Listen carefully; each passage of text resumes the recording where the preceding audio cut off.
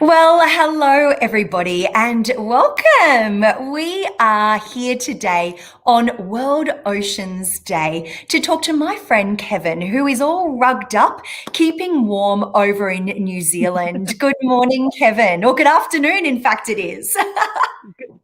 Good afternoon, yes. Thank you so much for joining us. And on such a special day, I know the United Nations declared the 8th of June World Oceans Day back in 2008. And it really gives us great opportunity to talk about the importance of preservation of our ocean and the animals that live in the ocean. And your passion exactly intertwines with that. And I think that it's just tremendous to have you on today because you are absolutely all about the preservation of those cute little penguins on the coastline there in New Zealand, just out on the peninsula, not far from Christchurch. Yep, yeah, correct. Yeah, so we're in Akara, just about an hour and a half drive away from Christchurch, and yeah, the family has been protecting little penguins for about 30 years now, and so yeah, so we do have a tourism venture on the side, but it's always been penguins before anything else. So yeah, it's fantastic. Yeah, absolutely. And how long have you been at Flea Bay Farm, which is where the private land is there, where you do all that conservation work? How long have you actually been there for now, Kevin? So me personally, just about 12 years now. Yes. Being a young Frenchman, I was just traveling a bit, and I kind of thought, that was like a nice place. It's right into my field, into conservation. So I just kind of checked it out for a bit, and ended up meeting someone, which was the end of the holidays. But And so you stayed. yeah, correct. Yeah, absolutely perfect. And I do need to just apologise in advance if the internet connection is a little bit slow to all of our viewers. We are just having a few little issues with that today, but I really hope you can bear with us. We've got this great video that you put together for us, Kevin, and it really shows the location of the farm, and certainly the view. Oh, the views are just tremendous.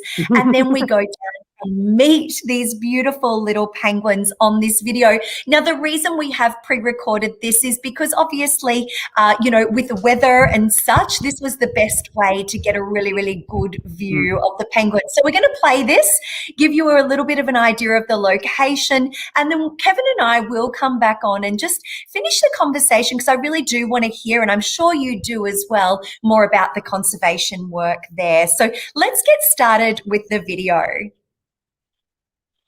Bonjour! Kia ora koutou, everyone!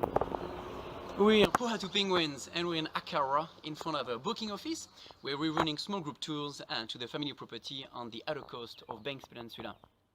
Today we'd like to share the family story of what they did of the 30 plus years of conservation work that has been happening with the little penguins. So jump in our minivans, back it up, and let's just go for a ride.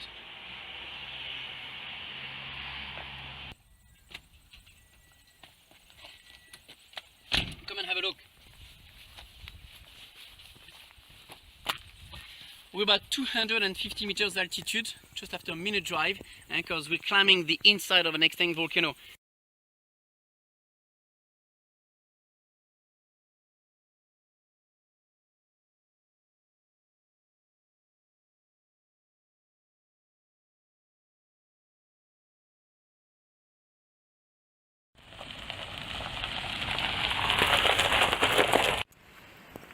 We are now at Pohatu Flea Bay onto the family property.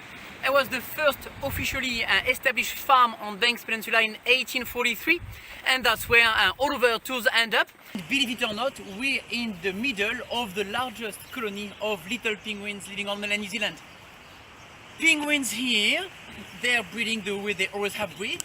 They're walking up to more than 800 meters inland, and some of them they're going pretty much the pine trees at the top of the hills. Can you guys see that? It's just over 200 meters altitude. So they walk with their wee legs, they spread out during the night, and like rabbits, they dig burrows. which is pretty special, but it can take them a lot of time and a lot of effort and energy, and maybe even up to 3 years to finally dig a house that they'd be happy with. And that's why there's a lot of competition between breeding pairs, and nobody wants to be the one to have to dig a house. It's much easier to get into a fight and just to steal the house from someone else. So that's why one thing that we have been doing for about 30 years now is providing houses, creating small penguin boxes that they love and that they just get inside. But you guys probably want to see one, so come along. We're gonna be quiet, eh? They're molting at the moment, so that they're changing their feathers.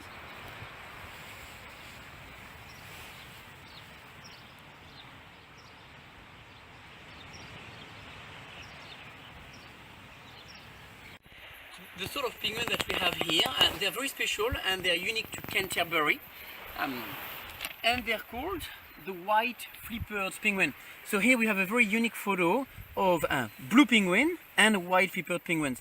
And they're all part of the one species, the Australasian Little Penguin, with different names and different variants depending on where they've been breeding. Blue, little blue, southern blue penguins around New Zealand, fairy penguin in Australia, and here the white-flippered penguin. So we just saw penguins in an artificial box. We've got about 250 of those.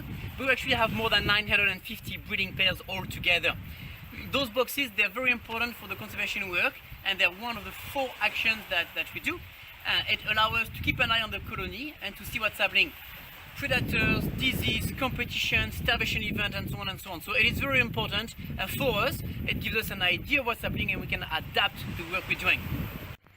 So after some of the monitoring that we've just done and just keeping an eye on the colony, we're gonna take a short walk and we're gonna go in hides, and from there with binoculars and scopes we're gonna be able to find penguins socializing on the water, and the darker it gets and the more chances we'll have to find some coming ashore.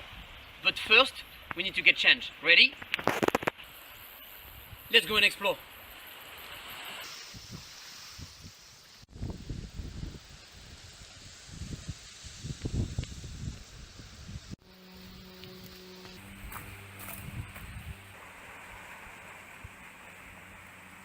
They're in there. Come and have a look.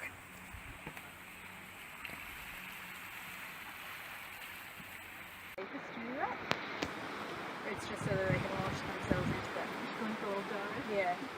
And they get a bit more speed. Bear in mind, we rely on natural viewing with no artificial lights to see the penguins coming ashore.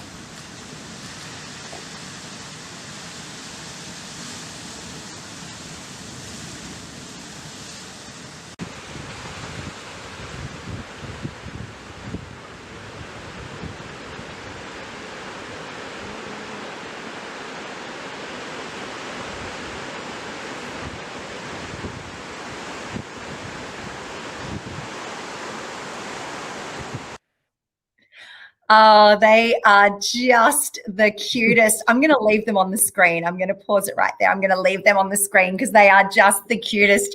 Kevin, I can't imagine that you ever get sick of meeting those cute little bundles every day.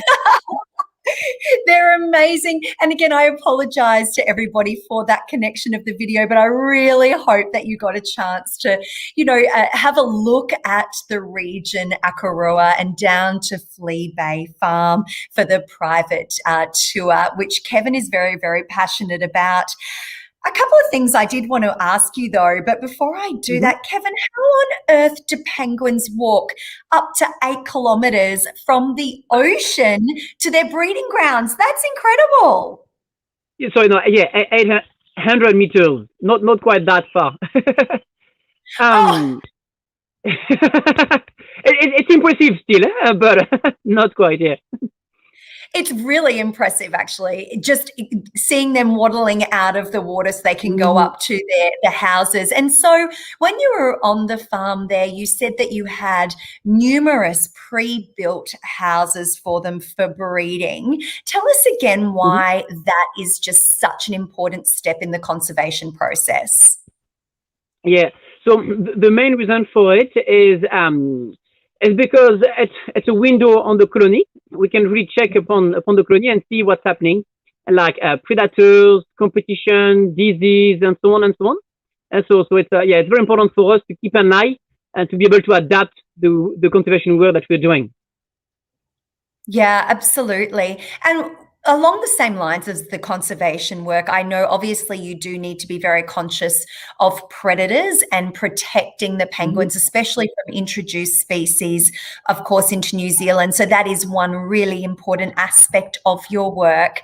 Not to dwell on that side, but I appreciate that greatly. And the other, I guess, is caring for those penguins that are perhaps needing that little bit more of a hand.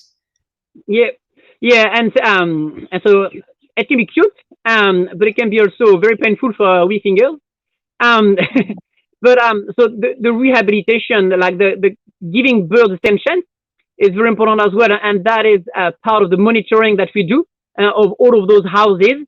We're always there, and so we can very quickly realize that if something is happening, something is wrong, and so then we can intervene, and we have a special license to be able to handle birds and to bring them up to weight, up to health.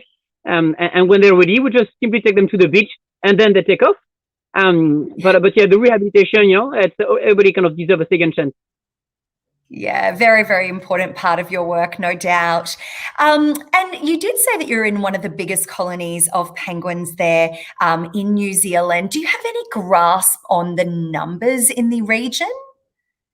Yes, so we just finished a survey in December. We're doing one every 4 years, and we were at 955 breeding pairs, which is the largest colony on mainland New Zealand. So it's a pretty amazing achievement, especially when you think that it all started with a family with just 2 people. I think that's just incredible. What incredible work you're doing, and the family as well. And so our visitors, the travellers that are coming over from Australia to New Zealand, we like to get in our cars and come for a drive, lots of self-drive holidays, and we certainly do have plenty of those to offer everybody out there. But when we're driving to see you, how far are you from Christchurch? We're just about an hour and a half.